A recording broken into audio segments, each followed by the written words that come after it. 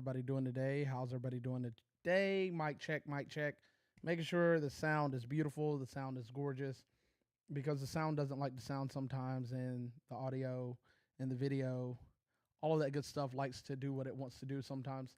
So I'm just checking with everybody that we're good before we jump into the boiling pot of water that I have prepared for you guys today. And I threw some seasoning in it, and it's going to get a little bit spicy because I want to have you guys know what's going on and what's up. So I have the go ahead that everybody can hear me. I like it. I like it. I love it. And I'm just checking. So there's a few things I'm going to be doing differently. I'm going to try to give more interaction to you guys, per suggestions of some of the people that watch the show. They would like to have a little bit more interaction. So I'm going to try my best to give you the interaction that you guys deserve. It's a little delayed on the red play button app, but we are going to try to do our best. But as always, I'm your host, American Lumberjack, and this is TimberTalk, Navigating the Political Forest. And here we try to give you what the media doesn't, because the media is always giving you serotonin, dopamine, all of these emotional hits, but they rarely ever tell you what isn't happening.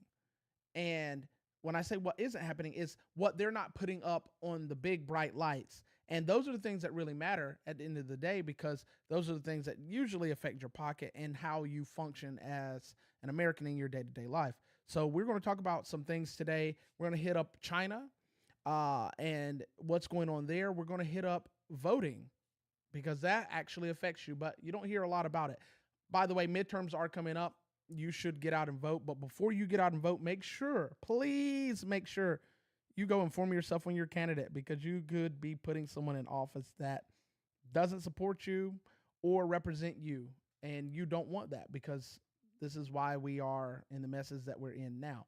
But we have some great stories today. And without further ado, let's get into it. Dear Heavenly Father, God, we thank you for today. We thank you for blessing us for this occasion and with this opportunity to speak truth and to bring light and shed light on situations that the world may not want to be shown, God. So we just thank you for your goodness, your mercy, and your grace, and the strength, energy, and know-how to provide these things that you would have us to provide, God. And we thank you in Jesus' mighty name I pray. Amen. All right, guys. I did not have this properly prepared, so let me drop this. I was a little bit late on some things, so let me drop this ding dong of the day, because we're going to start off with that. And this comes from TikTok, the ding dong of the day. I didn't get to put it in like I wanted it to be, so we're going to throw this in here. So let's switch over to the video screen right quick. And I'm going to just throw this right in here, and we'll get right to it. Clang, clang, clang with the trolley. Ding, ding, ding went the bell. Sing, sing, sing went my heartstrings from the moment. Special individual, right?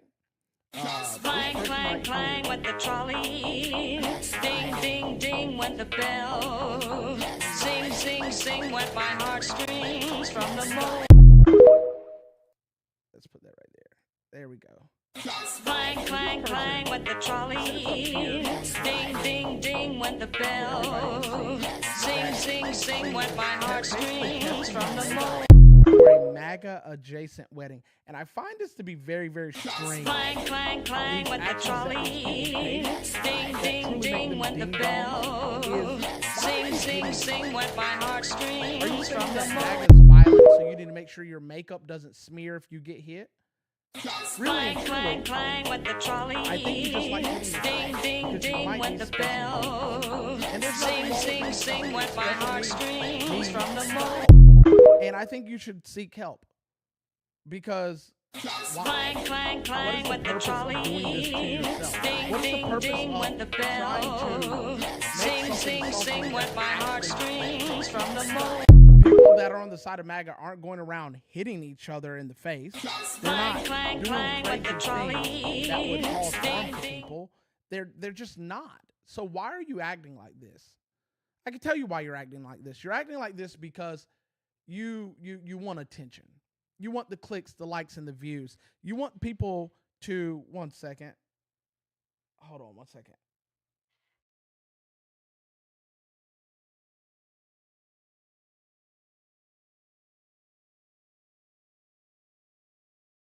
So sorry, that was my producer telling me that you guys couldn't hear me of the video.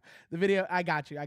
So ultimately, what I was saying is, why do these people think that they are going to get 1 million views and $1 million behind all of those views by doing things, by making fun of people that they don't actually understand? And the thing is, what makes myself different and some others like me is we've tried to understand the other guys. We've tried to take it from their point of view and perspective to understand why they think the way they think and function the way they function. And as someone that has been to that side, that has touched the ground of that other side, it's not greener. It's just crazier. And they painted the grass to look greener. And in all actuality, they do this stuff for clicks, likes, and views. They're not doing it because they're trying to raise awareness of a problem. They're doing it because they want to make fun of people. And coincidentally, the Republicans do the same thing. They do. They really do. And we got to stop that. We got to stop rage baiting. And if you guys know anything about rage baiting, there's this something Bob the Builder or whatever this guy's name is. He's getting charged with murder because he shot someone that he rage baited. He went out with the mindset that he's going to record himself trying to incite and enrage people because he wants clicks, likes, and views, and he shot somebody and himself. So, in my opinion, I think that's funnier than anything else. It's like, bro, you shot yourself. You did, yeah, you got the other guy, and now you're going to be charged for murder, for attempted murder for that, but you shot yourself too. Stop trying to purposely upset people and enrage people because people are tired of it. People are tired of it. And people are tired of, America not being America first, which jumps right into our first story here. What we have right here is China. So President Trump got on a plane and went to China. And he headed into one of the biggest diplomatic meetings earlier this week of really any presidency. Because if you guys don't know, we have been in a tug of war with China for a very long time. We've been in a tug of war for territory. We've been in a tug of war for financial means, for economic means, for just position in the world. Now, we have gave up since 2001 a lot of ground to China, and Trump is trying as hard as he can to iron out the differences so that he can make headway to bring America back as one of the world's leading countries in a lot of areas. So as he prepared to sit down with Xi Jinping earlier this week in Beijing, and again, timing was crucial here in this situation because right now, America is in a balancing act between the pressures with Iran and the pressure that China has been applying while our pants have been down dealing with Iran. So the war tensions with Iran has caused a lot of trade instability around the United States and the United States dealings with the rest of the world. And inflation at home has been a problem. And this is one thing that Trump bragged about, bringing inflation down and bringing the inflation rate down. If you don't know, now you know there is a difference between inflation and inflation rate. He bragged about it, and then he lambasted Biden for bringing it up and taking it to the moon, which is not good in either way you look at it. So he bragged about it and then beat up on Biden for doing the opposite. And now it's kind of hit home under his presidency because of this war that's going on with Iran. And there's a growing power struggle with China that has been unchecked for the last few weeks that we've been in this tussle with Iran. So Trump did not arrive alone in this little soiree that he took. He had his whole delegation included with him, having also a bunch of major American businesses also backing him and technological leaders to sit down with Xi Jinping and his entourage. So he had Elon Musk, and I hear it now. Oh, why is Elon there? he had him. They know things that we don't know. Like it, love it, hate it, whatever, however you feel about it. Elon Musk was there. Tim Cook was there. And Jensen Huang was there as well. And that sends a huge message in the business and technological world, because these guys quite literally are why China makes all the money that they make, because they use majority of the products that China makes. So the way business works, to give you a quick rundown of that, if you make a product and nobody buys it, you go out of business. But if you make a product and somebody buys it, you make money. And if you make a product and giants buy it and make it to where you have to make more of those products, you make a lot of money. And these guys in this particular field make China a lot of money. I mean, a lot of you are watching me on a cell phone. China makes the chips that go into those cell phones. And those companies go to China and say, hey, we need this. And if China doesn't give it to them, they don't make money. So the trip wasn't just about diplomacy. It was about economics, technology, supply chains, energy, and influence throughout the world. And America's influence has been pushed down because of this particular little war. And y'all know, if you've been watching me for any amount of time, how I personally feel about that. And we might get into it a little bit later, but not right now. We're going to slide through the story like we're supposed to. But Iran has been a big problem for the United States. And this whole situation has been an even bigger problem, because last week we talked about how China, while we were putting up the dukes with Iran, China was going in and making concessions with Taiwan, which we know is not a good thing. So Trump reportedly wants China to pressure Tehran, which is the capital of Iran. I say Iran, it's Iran, whatever. I'm American. I say it how I want to. But he wants to have China put pressure on Tehran, because they're one of their allies, into calming the tensions between the United States and Israel and anybody else involved in this little war that they got going on, basically to help stabilize critical oil routes throughout the Strait of Hormuz, which, you know, you guys, if you've been watching the news for any amount of time, that's all you've heard. Strait of Hormuz, Strait of Hormuz. It's the oil channel of the world, where 20% of the world's oil flows through that.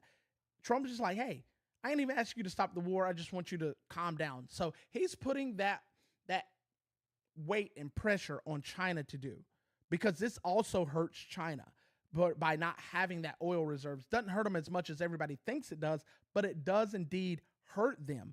And you don't want it to hurt someone that you're trying to make amends with. So he's kind of sort of nudging China, saying, hey, this benefits you and me. I can get out of this dumb war I'm in, and you can get your oil reserves back, and we can make some nice and make some deals so everybody can win in this situation, because China, again, depends heavily on Middle Eastern oil.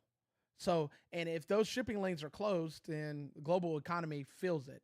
The gas right now, I just watched this video on YouTube not too long ago where this UK fella comes to the United States and tests muscle cars and all this other stuff because he has an obsession with them. He took one back to, it was the Dodge Ram Mammoth, which is a Hennessy rigged out, tricked out Dodge, 1,000 horsepower, and he drove it around the UK, which was hilarious because the roads are like this big and you got this massive truck. But he filled it up with gas. And I did some math and some calculating, and I was punching some numbers. $281 US to fill up a 31-gallon tank in that truck. That would cost 126 US. He paid double that. So they are very much feeling this pressure in the Middle East. Not so much, but in UK and the rest of Europe, they're feeling it heavily. China's feeling it heavily. But when you look at how it's going there, you also have to look at the rest of the things. So the gas and the oil issue, problem. But it's also a problem if China gets its way with Taiwan. China is furious over the continued American support and weapons agreements that Taiwan has with the United States. They hate it. They're angry about it. You can't do this. You shouldn't be doing this. Well, we're doing it. And we don't want to stop because these people are asking for help. And we some way have allied with them, right? But Beijing wants the United States to distance themselves from Taipei, Taipei, not Type A, but Taipei. America doesn't want to appear weak in this, of course, and Trump's ego is huge. His ego's bigger, huge. It's huge. It's bigger than the United States itself.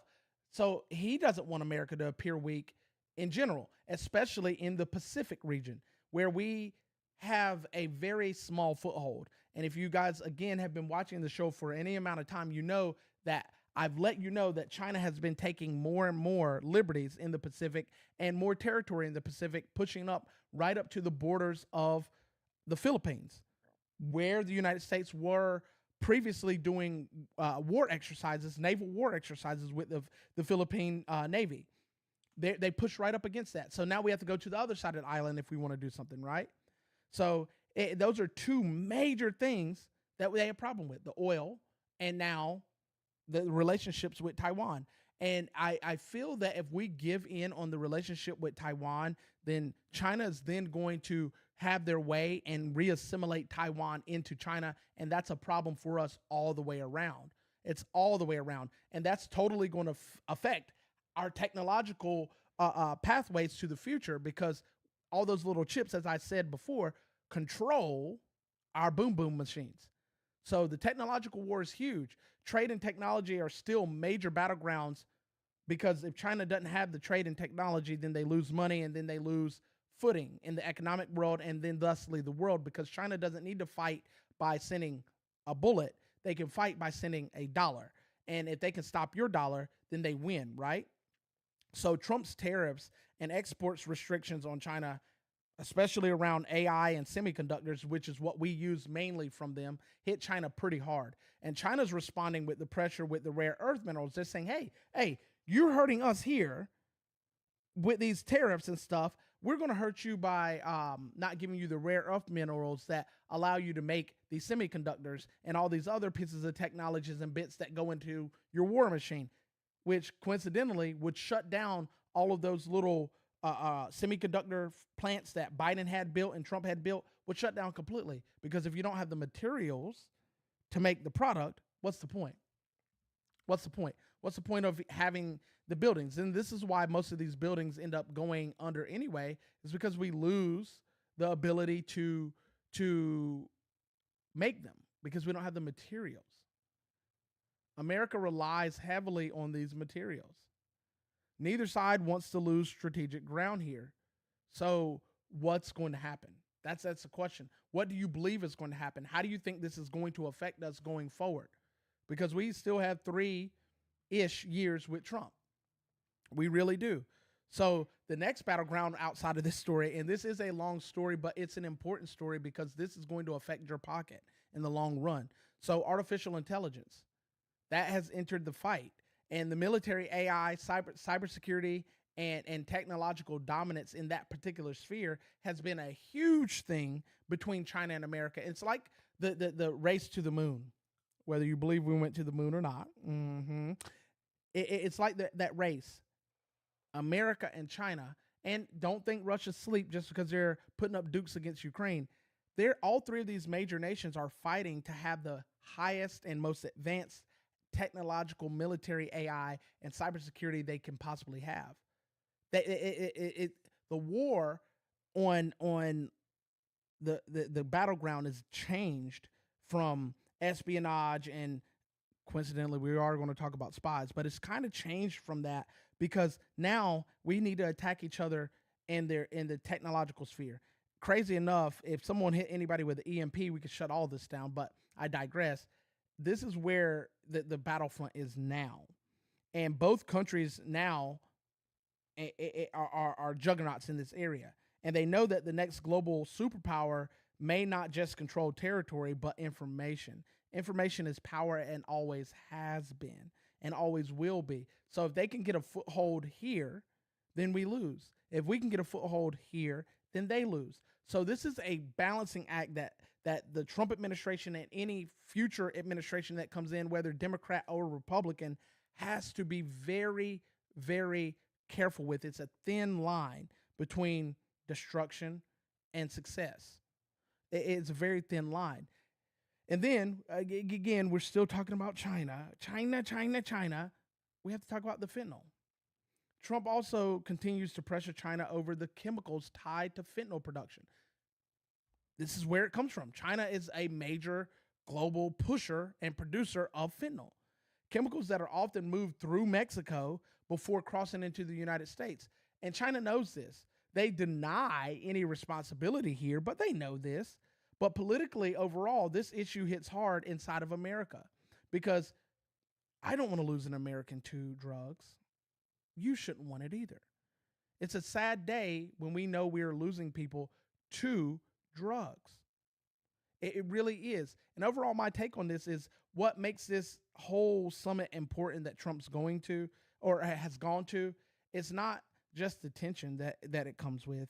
It's the strategy behind it. Because there's a huge difference between being aggressive everywhere and being strategic about where America actually spends energy. We have spent a lot of time, energy, and effort in Iran to no avail. There have been a lot of people talking about how they know America's going to lose this particular war. And we didn't win the global war on terror. We didn't win the Vietnam War. We are losing in a lot of ways. Just because you bring people home and you just stop fighting doesn't mean you won. And we're losing in this situation because while we're spending all this time, energy, and effort there, all these other countries are making moves because they're not directly involved. Why do you think Russia hasn't gotten involved in this? They're an ally of Iran. Why do you think China hasn't really directly gotten involved in this? They're an ally of Iran. They're their biggest allies, and they haven't gotten involved. Iran is Russia and China's biggest allies. And I bet they were like, hey, help us. And they're like, no. While you're distracting the United States, we're going to make big moves. We're going to try to take America by the pocketbook and beat them down with it. A hardline approach sounds very strong and good. We need to be tough until you realize that the constant escalation everywhere spreads our country thin. And I've been talking about this. We went from Venezuela to Iran. Now we're talking about Cuba. We are spread so freaking thin. We're spread so thin. We can't fight every fight for everybody. We are not the world's police. And we can't win if we are constantly up everybody's butt. And right now, the administration seems to understand that negotiating with China while handling Iran, trade pressures, and Pacific stability may actually be more America first in its approach than the original approach that they originally took. Because ultimately, I'm going to call a spade. We were doing the bidding of Israel. And you can say what you want. Hey, you're anti-Semite, whatever. I don't care anymore. The name calling is for kindergartners. I'm a grown man. If you're too blind, dumb, or stupid to see it, that is a you problem. And I don't mean that disrespectfully. I don't mean that. I'm saying that you are definitionally not there. You're blind to the fact that this only benefited one country. China's still going to get their oil. They could take the hits. Russia's still going to get their oil. They could take the hits. Russia still hasn't stopped fighting Ukraine. If this oil issue was so big, they would have stopped.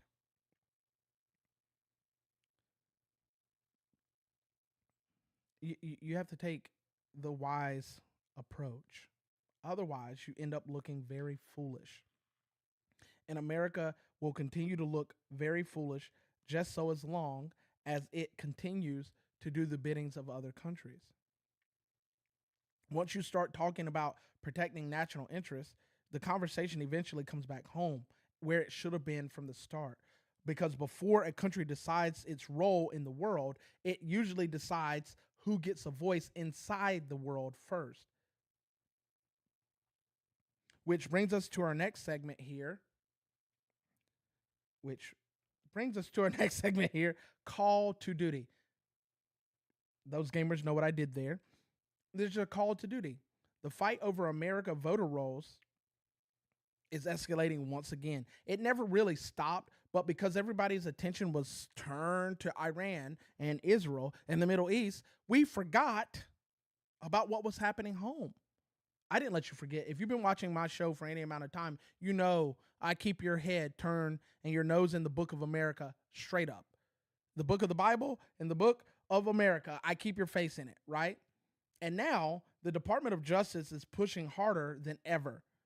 So what happened over this week, the United States Department of Justice released a legal opinion claiming states can be required to hand over unredacted voter registration records to federal government. Now, you know the Democrats and the left and all the people in between have lost their ever-loving cotton-picking mind over this. But this also includes information like partial social security numbers, driver's license data, citizenship-related records. Now, I'm going to go off the rails a little bit because I have to make sure you're informed. I'm going to ask a question here. Who gives you your social security number? Anyone?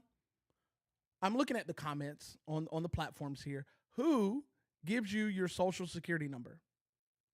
I'm interested in knowing this. If anybody's there, who gives you your social security number? It's not the state. I'm giving you a hint. It's not the state. Thank you, Michael. Thank you, Michael. I appreciate that. The Social Security Department, which is an entity of the federal government. So therefore, having a partial social security number and all this other weird stuff that the government gives you, driver's license, state gives it to you, but the state has to report it to the federal government. Citizenship-related records, you're a citizen of the United States. So the argument from the left on this is so asinine and so silly and so simplistic that if you can't see through it, you're a bot. You're a bot. All this information the federal government already has. And the DOJ is over here arguing that the federal law gives Washington broad authority to inspect voter rolls. It does. It does. Why? Okay, let's bring it back here. Why would you want to not have a shored-up voting system?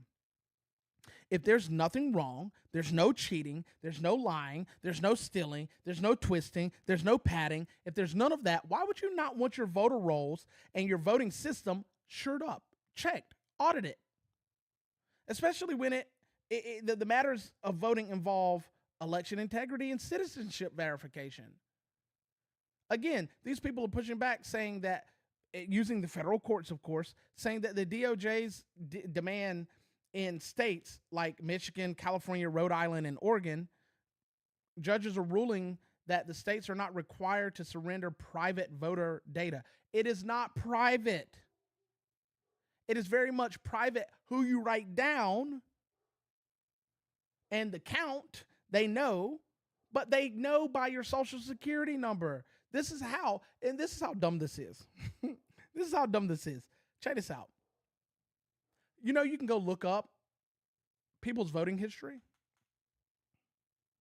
Kind of like when someone does a political violence, they go check, oh, this person was a career Democrat. Oh, this person was a career Republican. Oh, this person just switched to Democrat. Oh, this person just switched to Republican. You can see their voting history.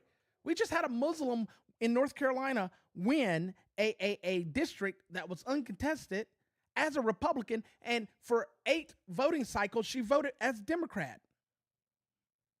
How do I know this? Because it's all public information. So the argument from the other side is asininery. It's asininery. It's crazy.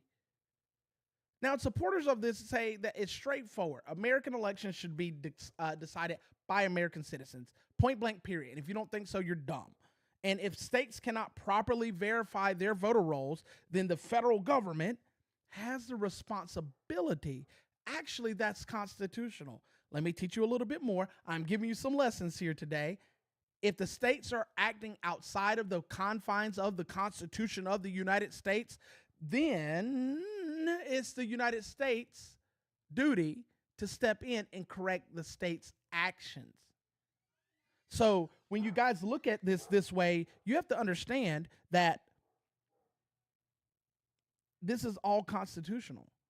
And you have states like Rhode Island, Oregon, California, Washington State, all these states, these blue states, which there's no such thing as a blue state.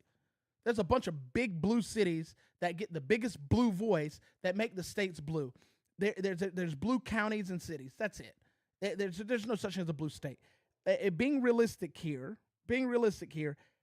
these people are arguing to allow people to vote in our election system with no checks and balances. And that makes you a little slow.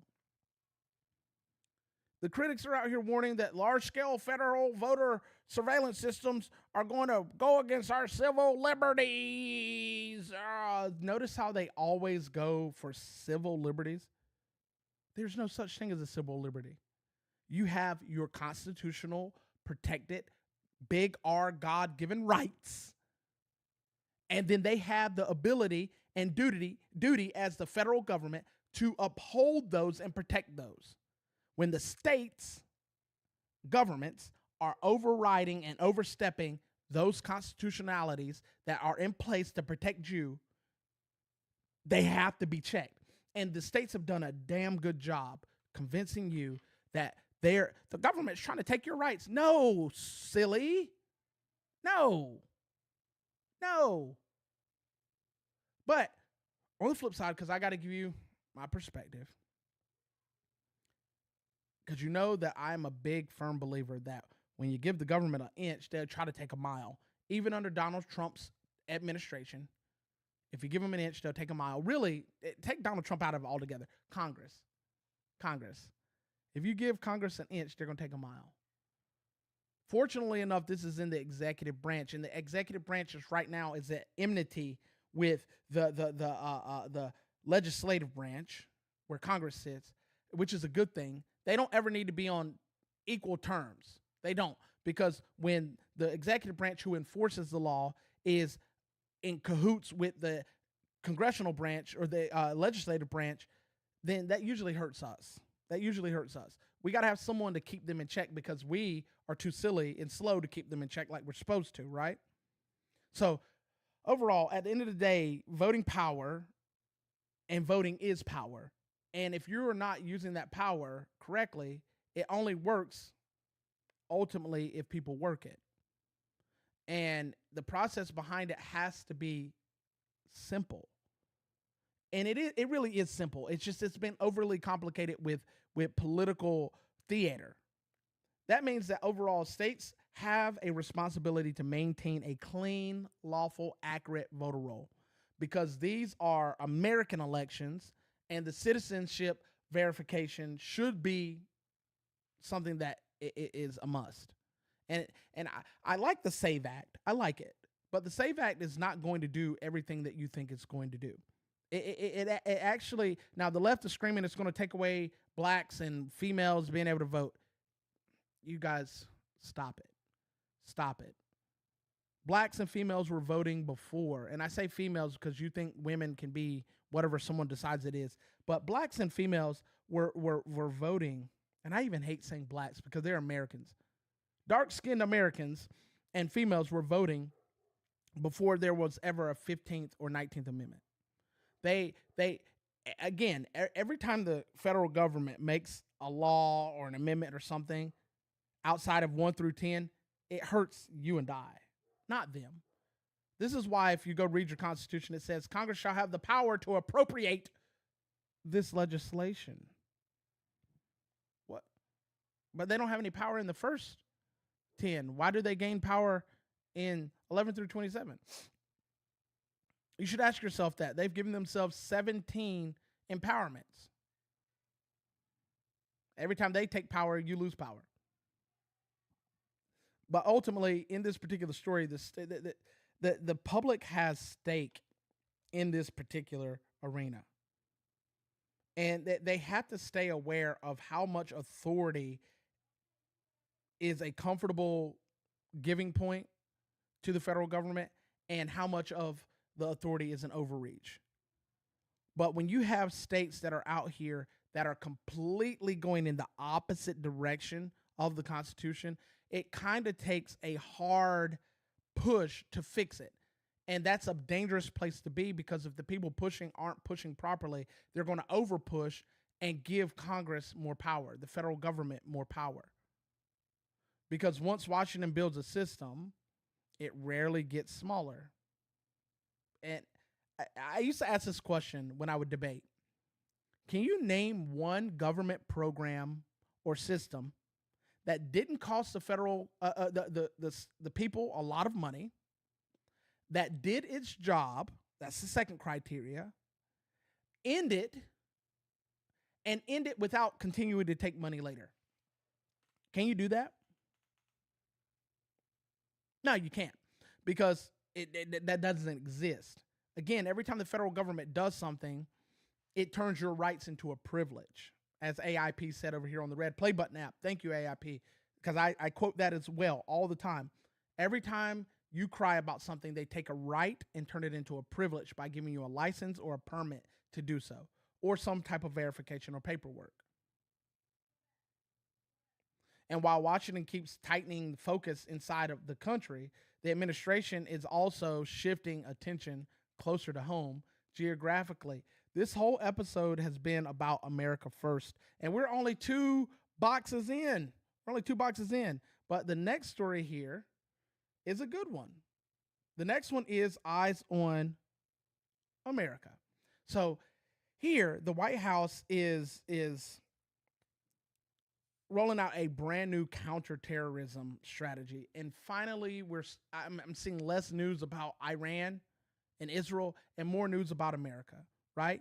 And it makes a major shift in how America views threats, because over the years, as many as you can count, not just a couple of years, not just a few years, but over the years, the focus was overseas. Overseas this, overseas that. We spent 22 years in the Middle East, right? And before that, we spent some years in the Middle East. And before that, we were in the Cold War. We were overseas once again. And before that, we've always been outside of America. The focus has always been overseas. The Middle East, Afghanistan, Iraq, ISIS, Russia, Germany. The list goes on. It goes on. But now the administration says the biggest threats to America may actually be much closer to home. Yes, bravo, bravo, bravo. Yes, it is closer to home. It is closer to home. This new strategy puts a heavy focus on the Western Hemisphere. Finally, it should have never have left, especially during the drug cartels operating through Mexico and Latin America and the Caribbean. That's the Western Hemisphere of the world, y'all. If y'all keeping up, you know your geography, that's the Western Hemisphere. This administration argues that these cartels are no longer just criminal organizations, but networks operating with the scale, violence, and infrastructure of a terrorist group. Yes. Have you not been paying attention? Yes. They kidnap people. They traffic people. They sell narcotics to people. Are you not paying attention? All to make money so they can do more. They take people's lives in the name of more territory. The White House points directly to fentanyl. And again, I know you guys are like, oh, why are you still talking about fentanyl? Because fentanyl takes people's lives. It does. Officials argue that the cartel-linked drug operations have taken more American lives than any war combined. The global war on terror over 22 years took 7,085 American souls. Look up how many people lose their lives to drugs in America a year. Do that for me. Peep that for me. Check that out for me. I would appreciate that. And because of that, the administration says that the old approach is no longer enough. And what I'm reminded of is throughout the 80s and the 90s, if you guys watch C-SPAN, and especially the 90s, with Uncle Joe Biden, we got to be hard on drugs. Your son was a drug addict, sir, but I digress. But you got to be hard on them. But when it comes to being hard on them, you got to be hard on them where it comes in, because if you shut the door, it can't come in anymore. They talked about it all the time, the cartels all the time in the 90s. And then it just kind of sort of went away because most politicians started taking cartel money. It did. The plan ultimately that the Trump administration is putting forth calls for expanded counter-narcotics operations, more intelligence sharing with regional allies, financial pressure on cartel networks, because if you hit their money, you play with their money, they're gonna have problems. They're gonna have problems, and the border, it has to be sealed up in other countries, not just our own, and they have to be hit in the pockets and hit right where they sit. And for far too long, we haven't done that. We have to disrupt their logistics and their money flow. The strategy also broadens how the government defines domestic extremism, including violent anarchist groups, anti-fascist extremist movements, and jihadist organizations like ISIS and Al-Qaeda. Because guess what? If you've been paying attention, the cartel's been linking up with these groups.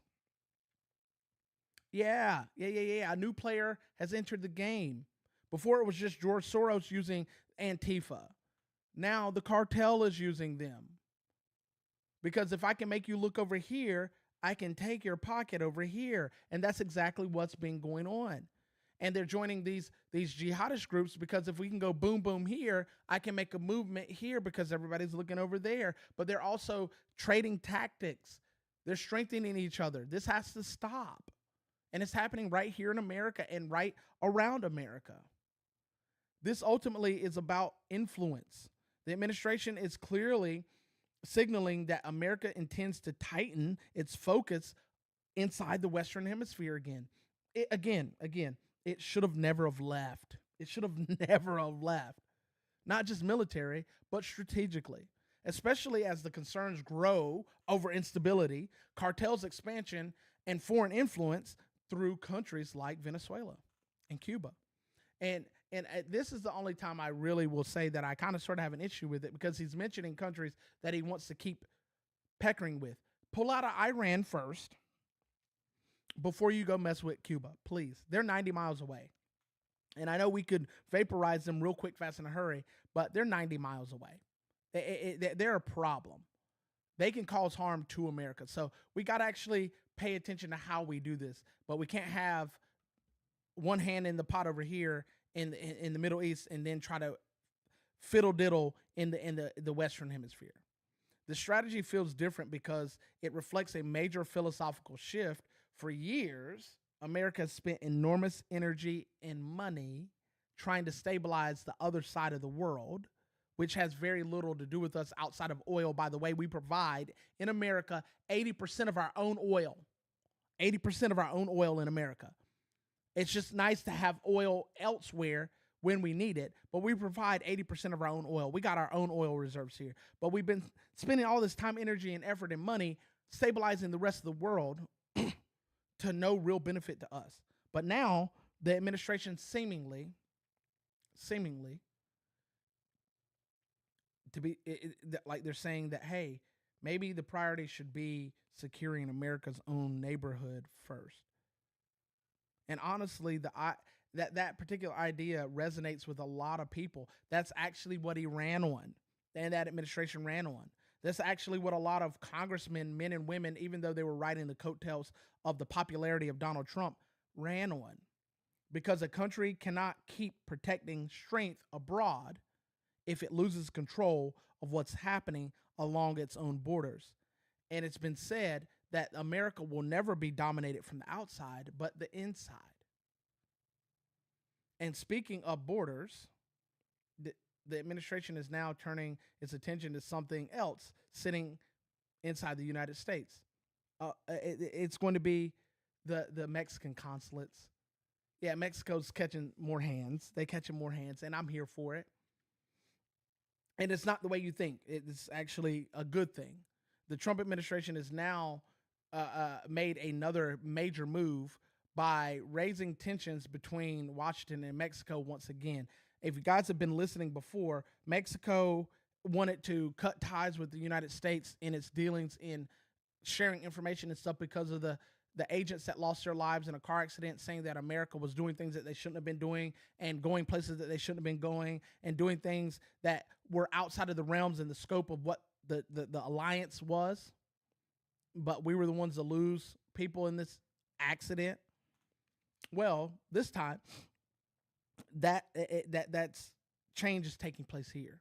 Not at the border, but right inside the United States itself. The White House has launched a sweeping review of all 53 Mexican consulates operating across America. And reports say some of those consulates could eventually be shut down, and that would mark a major escalation even further in the relations between Mexico and the United States. And ultimately why this is happening is the administration says a review is tied to a broader national security concern because it hasn't happened before, one. And anytime you got things going on and you just willy-nilly let things run frequently and flippantly as they want without checks and balances, it starts doing things that it shouldn't be because there's no checks and balances. But especially, again, around cartel violence, fentanyl trafficking, illegal immigration, and growing concerns over organized crime networks connected to Mexico. President Donald Trump has repeatedly warned the Jewish Mexican president, yeah, she's a Jew, that if Mexico cannot control the situation, then the United States will act. And she told America multiple times, we don't need military intervention to stop the cartel. Yes, you do, lady. Yes, you do. Because you can't stop them because you're on the take. The cartel's got you under their thumb. We know it. It's clear as day. We can see it. We can see it. You're afraid of them. And that's okay to be afraid, but you got Big Daddy United States ready to come in and do something for you. Let us be the sugar daddy, not the cartel. The United States is going to act regardless, whether you say yes or no, because we can't keep allowing Americans to lose their life to this cartel activity.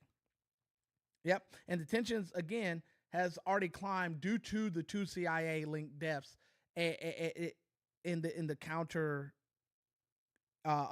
intelligence group that they had set up for that very reason. That happened a few weeks back in Chihuahua, Mexico.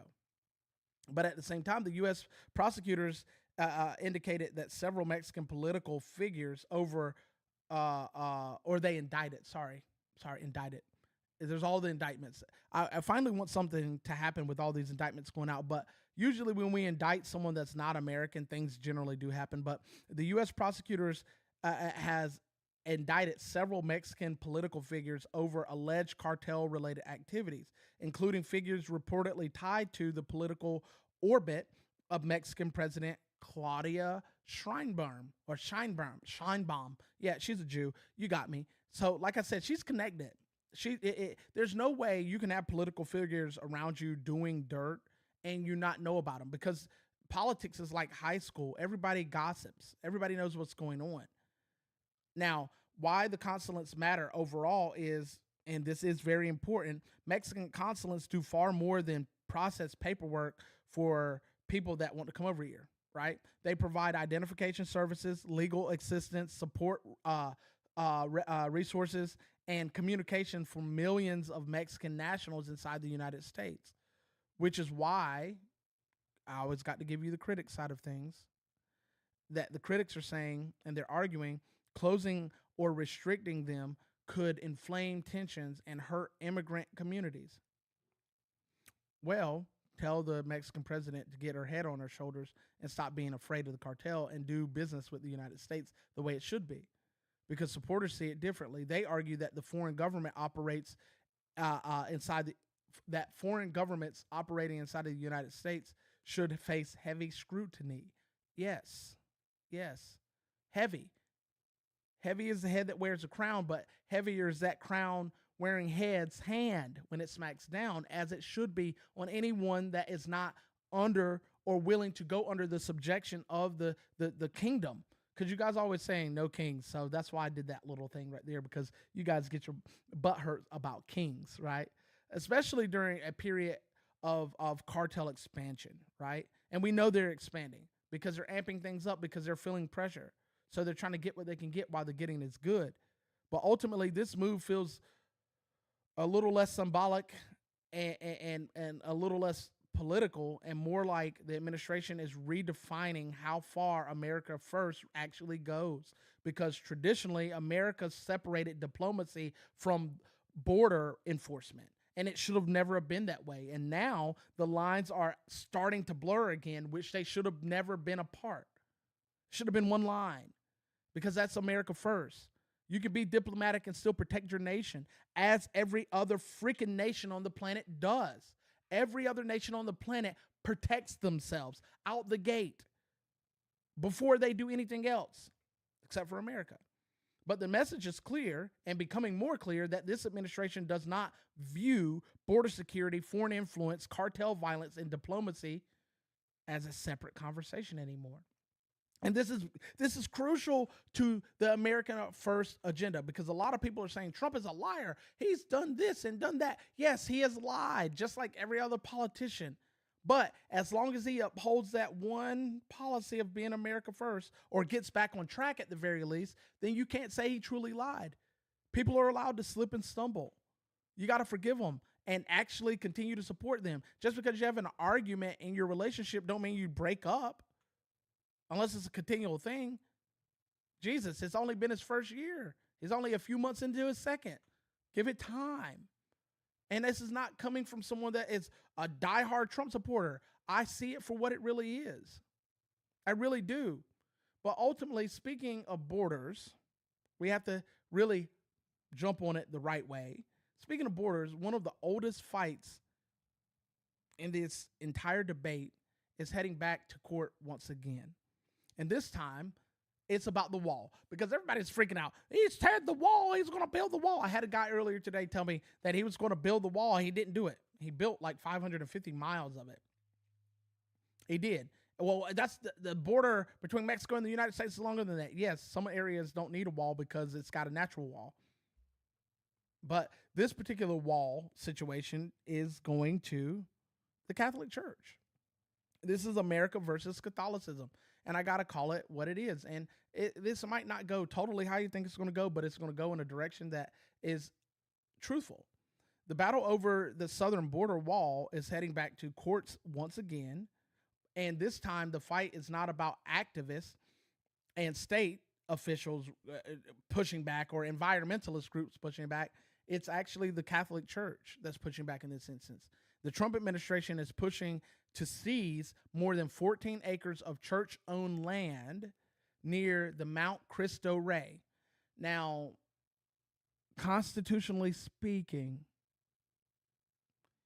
the federal government can't own land outright, has to lease it from the states.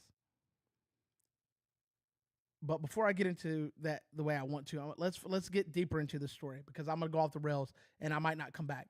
A major religious site citing Monte Cristo Rey is a major religious site that sits directly along the southern border. And the administration says that the land is needed for expanding the fencing and border security infrastructure for the United States. And part of this is a renewed push to complete large portions of the border wall that the Biden administration said they weren't going to do, then started doing, then said they weren't going to do it again, then said they were going to do it, and then stopped doing it altogether, and then they got out of office, right? But the Catholic diocese argues that this land is not just property. It's a sacred ground. Now, this is where I'm going to bring the Bible in here. I'm going to pull the Bible in here. You're starting to sound like Israel. You got to protect the land, got to have the land. God blesses people. God helps people. God don't care about the land. If you're doing the Lord's work, then the land don't matter. This is why he told the disciples to go out as a part of the Great Commission and make more disciples, not stay right here on one particular piece of land and do this, that, and the third. But the Catholic Church is over here like, oh, this is a religious pilgrimage site where thousands gather and worship and profess their Lord and Savior. It's on the southern border. How many times do you guys meet there? Do you believe that that people sneak into this little gathering because you don't have border control there. You don't have ICE there checking to make sure there's people there. Oh, it's just everybody's a kumbaya moment to worship the Lord. Oh, while the enemy sneaks in. And if you read your Bible properly, you know what happens when the enemy is inside the camp. You know what God does when the enemy gets inside the camp and how he tells you to deal with them. While you guys are having this fa-la-la moment that is shrouded in a mask of Christianity, you're actually letting the enemy slip in. So the church's attorneys are arguing that using eminent domain in this particular case could violate religious freedoms protections under both the Constitution and federal law. By the way, eminent domain doesn't work the way you think it does. It has to have just compensation. The federal government can't just come take the land. So you're making this a bigger spectacle than it actually is, right? Yeah, because the Catholic Church likes to make spectacles. Look at this Pope right here that we got now, right? He likes to make spectacles, but Trump likes to make spectacles too. So you got two firecrackers ready to pop in this situation, but it is worshiping a land, because that's really what you're doing, worth the protection of the country. If they give you just compensation, go find a new land. Because God is not in the land, God is in the people that are in the land. And if the people move to a different area, then God should be moving with you if God is in you in the first place.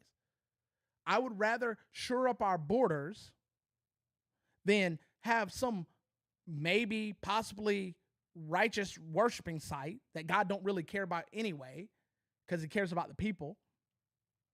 I'd rather shore up our borders than have this. And I know this sounds like, oh, I thought you were a Christian. I am, but I also know how the Bible reads. Even heaven has borders. Even heaven has walls. So what's the big deal? And y'all know how I feel about the Catholic Church. I don't believe they're Christians at all. You can feel how you feel, but when you are constantly day in and day out as a organization that God never put together, even though you think that he did in Matthew when he said, Peter, upon this rock I shall build my church, when you guys can't translate properly, he wasn't talking about Peter, he was talking about himself, being that he is the rock and the foundation, our Lord and Savior. Almost gone off the rails, so I'm gonna bring it back. Yeah. He's the rock. He's the land in which he builds this foundation on. He is Christ, not the Catholic Church, not anything else. And if you guys were smart, you'd be like, hey, we'll take the just compensation, we'll move, because the Lord is in us as we are the carriers of the Holy Spirit, and we'll move so you can shore up the border. Or you would negotiate and say, hey, could you just push out a little bit more and we'll push in a little bit more? Some compromise.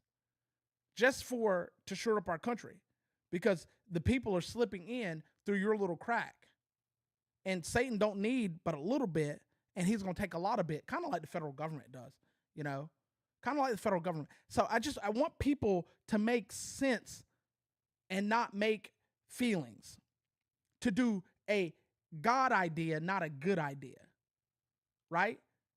Because if you think that this situation is Trump trying to take and prop himself up, he's got a golden calf and he's saying he's Jesus by putting a picture up, which y'all took the picture out of context. I don't really want to talk about the picture, but you took it out of context. You took it out of context. Jesus never wore a white robe with a red overcoat. Nah. It was a purple sash that the Romans put over him in mockery. The Bible says God shall not be mocked. So do you think he would wear the very thing that they tried to mock him with when they beat our Lord and Savior Jesus Christ down? No. Y'all didn't say nothing when the Pope wore the same outfit. And this was just an AI image. You lost your ever loving mind. The Pope actually wore the outfit. You didn't say nothing. Oh, because he's the vicar of Christ. No man is in the place of Christ. That's what vicar stands for, even though they tried to change the definition. You go get you a real dictionary and go look it up, and that's what it means. Go get you a paper one that you can turn the pages on. So I believe personally, and I very rarely give what I believe, because what I believe is what I believe. You might not believe how I believe, but I believe that God cares more about protecting the people inside the land than he does protecting an organization that say they profess him, even though they don't. They really don't. So this case is going to hit differently because it places two powerful ideologies directly against each other: national security versus religious liberty. People are misusing terminologies, legal terminologies, and lawful terms and stuff like that. They're misusing these things, and it's putting a damper in a place where it shouldn't be. This story really shows how complicated border politics have become, and it seems like they're using every effort that they can to stop the wall from being built. Eventually, something is going to sit in the way. Land, communities, businesses, interests, and so on and so forth. And if they give just compensation like they're supposed to with eminent domain, take the money and go retire. Something. Move somewhere else. Just compensation means, hey, if I'm going to relocate, you need to pay me for a relocation as well. You really should. You can't allow a religious institution like the Catholic Church to dictate the protection of the country. You can't. And maybe that's what tonight's show was really about overall. A country trying to redefine the lines, its borders, its priorities, its responsibilities, because every nation eventually decides what it is willing to define and defend and how far they're willing to go to defend it. A country tells you what matters and what matters to it, not just by what it says, but by what it actually is protecting. It's got to protect its borders. It's got to protect its elections. It's got to protect its trade routes. It's got to protect its alliances that it's had set up. Taiwan is very key. It's got to protect its laws. And maybe, and most importantly, the line is reusing, the lines that are being drawn have to refuse to disappear, because there are people out there with erasers every day trying to erase these lines. Every generation inherits the same argument.